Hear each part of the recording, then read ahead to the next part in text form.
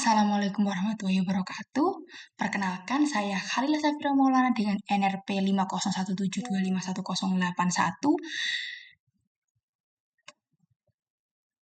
Pada video kali ini, saya akan menjelaskan mengenai klasifikasi lapisan interior bumi berdasarkan parameter kimia dan parameter fisikanya. Nah, untuk membantu penjelasan, saya akan menggambar ulang diagram struktur interior bumi.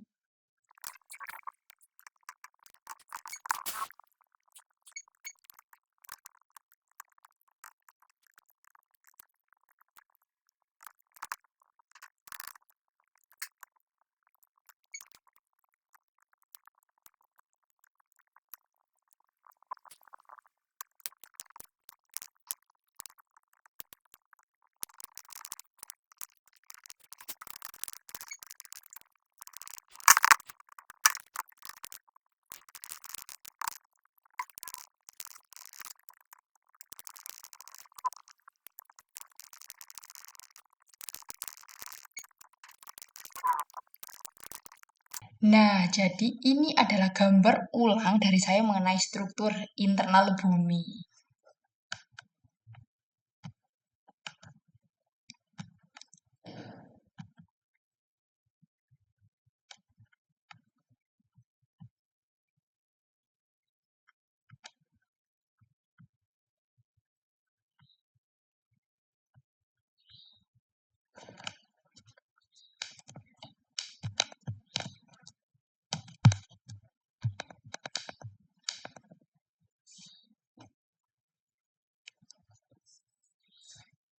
Nah, sebelum masuk ke struktur internal bumi, saya akan menjelaskan mengenai bumi memiliki jari-jari sekitar 6.371 km, meskipun bagian dalam bumi tidak dapat diamati secara langsung, para ilmuwan dapat mengetahui struktur internal bumi melalui data gelombang sismik, pengukuran gravitasi, medan magnet, serta analisis batuan.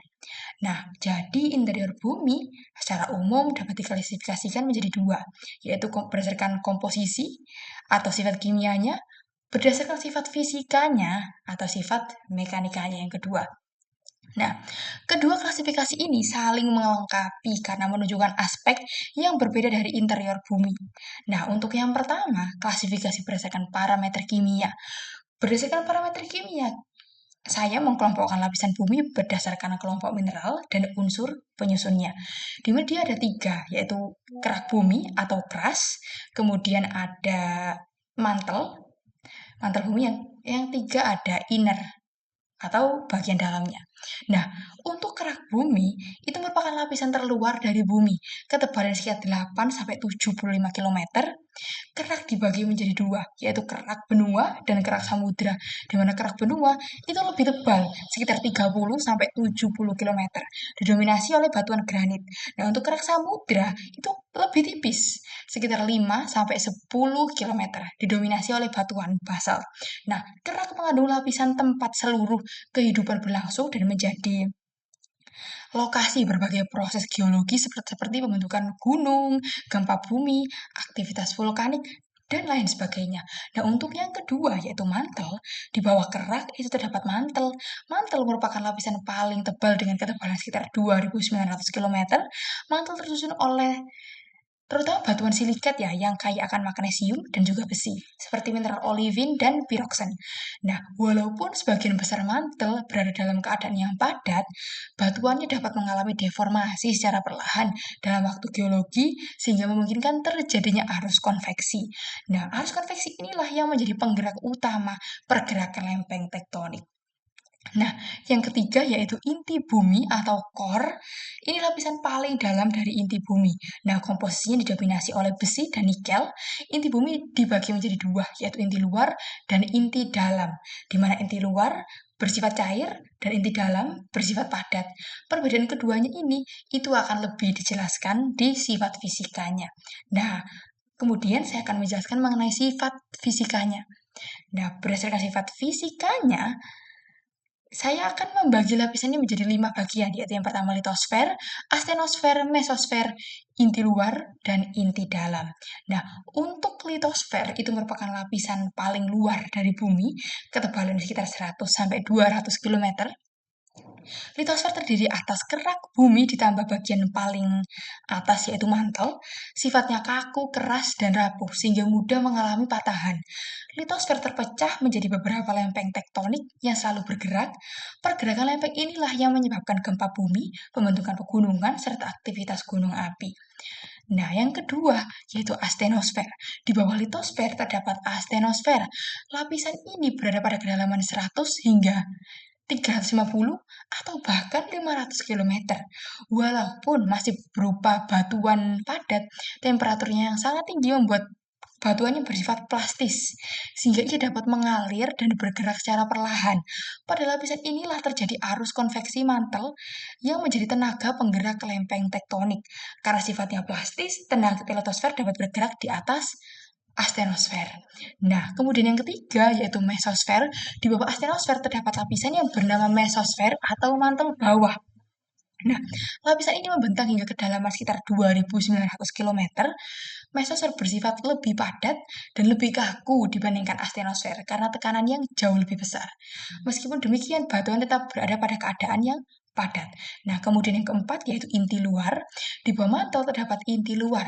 Inti luar berada pada kedalaman sekitar 2.900 hingga 5.150 km. Berbeda dengan mantel, inti luar berada dalam keadaan cair karena suhunya yang sangat tinggi. Komposisinya dominasi oleh besi dan nikel yang cair. Pergerakan logam yang cair ini di inti luar menghasilkan medan magnet bumi melalui mekanisme geodinamo. Medan magnet ini sangat penting karena melindungi bumi dari radiasi matahari. Nah, kemudian yang terakhir atau yang kelima, inti dalam, yaitu inner core. Inti dalam membentang dari kedalaman sekitar 5.150 km hingga pusat bumi, yaitu 6.371 km. Walaupun temperaturnya diperkirakan mencapai lebih dari 5.000 hingga 6.000 derajat Celcius, inti dalam tetap berada dalam keadaan yang padat.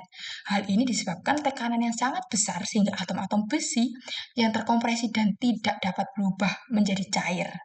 Nah, dari sifat fisika dan sifat kimia udah saya jelaskan, otomatis ada perbandingannya dong di antara mereka berdua. Nah, perbedaan utama dari keduanya yaitu di mana klasifikasi kimia menitik beratkan pada apa penyusun lapisan bumi, yaitu kerak, mantel, dan inti, sedangkan klasifikasi fisika menitik beratkan pada bagaimana perilaku mekanik setiap lapisan, yaitu apakah bersifat kaku, plastis, padat, maupun cair. Nah, contohnya kerak dan mantel paling atas jika dilihat dari sifat fisik membentuk litosfer, sebagian mantel atas membentuk astenosfer, mantel bawah membentuk mesosfer, sedangkan inti yang sifatnya cair itu inti luar, yang sifatnya padat itu inti padat. Nah, jadi selain daripada itu juga ada gelombang P dan gelombang S, di mana gelombang P dapat merambat melalui padatan maupun cairan, sedangkan gelombang S hanya dapat merambat melalui benda padat, sehingga gelombang S tidak dapat melewati inti luar, tetapi dia dapat melewati inti dalam. Nah, itulah yang menjadi suatu bukti mengenai sifat inti luar yang bersifat cair dan inti dalam yang bersifat padat. Nah, sehingga saya dapat menyimpulkan bahwa struktur interior bumi dapat diklasifikasikan menjadi dua, yaitu parameter fisika dan parameter kimianya, di mana parameter kimia itu berdasarkan kerak, mantel, dan inti. Parameter dalam berdasarkan litosfer, astenosfer, mesosfer, inti luar, dan inti dalam. Jadi dari semua ini, klasifikasi kimia menjelaskan material penyusun bumi, sedangkan klasifikasi fisika menjelaskan perilaku mekanika setiap lapisan. Baik, begitulah penjelasan dari saya. Saya ingin berterima kasih kepada kalian yang telah menonton videonya sampai akhir. Wassalamualaikum warahmatullahi wabarakatuh.